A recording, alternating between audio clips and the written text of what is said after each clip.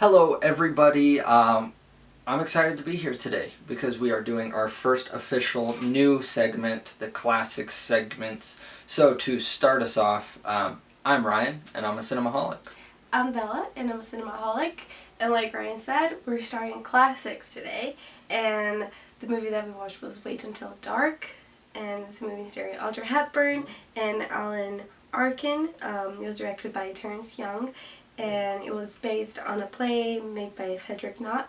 And the description is a recently blinded woman is terrorized by a trio of thugs while they search for a heron-stuffed doll they believe is in her apartment. Yeah. And do you want to say what you think of it? Sure. Yeah. So this is one of my favorite movies, just period. Let alone like psychological thrillers and kind of horror. It's more of a thriller for sure. I love how well this is able to just kind of get in your mind. That's the most effective thing, is that it really is shot like a play. It's very simplistic. It takes place in one or two locations, and it's just about people. It's a giant character study that gets in your brain because it's just ordinary people and the struggles that they have to deal with, mainly focusing around Audrey Hepburn's character, who is blind. And you can sit back and you just like soak it in, and you're like, oh my gosh, this stuff would be terrifying if I couldn't see what's going on and you only had your other senses to rely on. But it's interesting how that progresses and how that in the end ends up being her strength. And I think it's such a classic and such a magnificent piece of art in general, and one of Audrey's best performances. Yeah, I agree. I loved this movie. It was my first time watching it today, and it was refreshing to see Audrey Hepburn doing a different genre of movie. Because my favorite movie is Funny Face, and she's the main character, and it's a musical, and I'm used to those really light movies, but this one was very dark, and even though I feel like there were comedic parts, and it really felt like a play, and I just love how it terrorizes.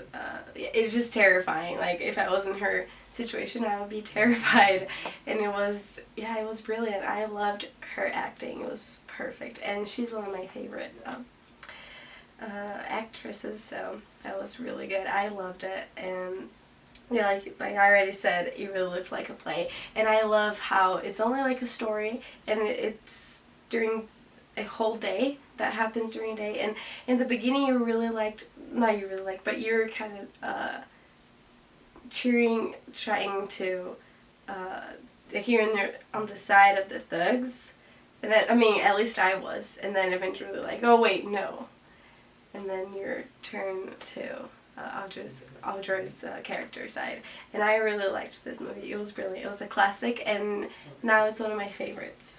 Yeah, this came out in '67. Oh yeah, I forgot to mention and I think it feels very Hitchcockian. Mm-hmm. There's a lot of shots specifically, and just kind of the way it's directed that reminded me of Hitchcock. Specifically, there's a shot of someone being run over by a car, and I thought specifically several times of like the Hitchcock Psycho shower scene. Yeah. Just the way that it was shot and the cutting and stuff. She was nominated for an Oscar for her performance in this movie. She didn't win. But I think that's saying something for the time as well, because these types of movies, the horror and thriller genre, haven't been necessarily huge in the Academy's eyes. Yeah. And so that really says something for her performance in that as well. But overall, I think this is one, specifically this time of year, because it's around Halloween, but I think this is one that everyone should watch. I don't think it's rated, but it honestly would be PG-13 area. There's no language, not that I remember anything. It's definitely one that I feel like parents should show kids as they're growing up, not young kids, but kids as they're growing up, to kind of introduce them into horror-esque things without terrifying them, but also educating them, because we live in such a society that is so fast-paced in editing, and we need things now, we need things short, we need things instant moving, you know. This takes its time, it develops, there's longer shots, like we had both said several times, it kind of watches and experience, the experience is kind of like a play, because they're coming in and coming out. It's really British farce kind of in that sense, but I think this is definitely something that can appeal to younger kids, specifically in this generation, and also educate them on classic older movies, so I would definitely suggest that. Yeah, and that's what I love about movies from the 60s or even 50s, because they're really not slow paced, but longer shots. And methodical. It was very thought out, and the blocking was a huge thing. Whereas now when you're shooting a scene now, you shoot your wide, and then you pop in and you get coverage of your medium close-ups. Whereas here you just kind of get a lot of wides and mediums, but it's like, okay, here's your action, and there's a lot more play-esque things where it's like, this is where you're going to move around and we're going to play the scene out, and nowadays it's just... and I think that helps a lot for the horror genre, because it needs to build tension. So that's why I think it's perfect. And I kind of think of The Shining as well, even though it was an 80s movie. But The Shining has a lot of long shots because they want to build tension and just want to see how they just want to see how the character is getting crazy. But it's another movie that we need to review for the classics, we'll do that because it's Halloween soon. So I really want to do that. We can do that one in 2 weeks because it's being re-released in theaters. Oh, really? We can go see that one. Yeah, that's perfect. Do you want to score this one? Oh, yeah. So honestly, I didn't find any flaws in this movie. So I'm not going to give 10 out of 10 because I think that's too much, and I'm only going to give to a few movies. Maybe that's not a really thing to do, but I'm going to give it 9 out of 10 because I really like this movie. I totally get that. I think that's kind of a Cinemaholic thing in general of, we don't just hand out 10 out of 10s, you know, you really have to earn a movie. How the scale for us, at least mentality wise, is a 5 is right in the middle. So if you didn't like it, it was kind of borderline, then you're gonna give it a 4 to a 5.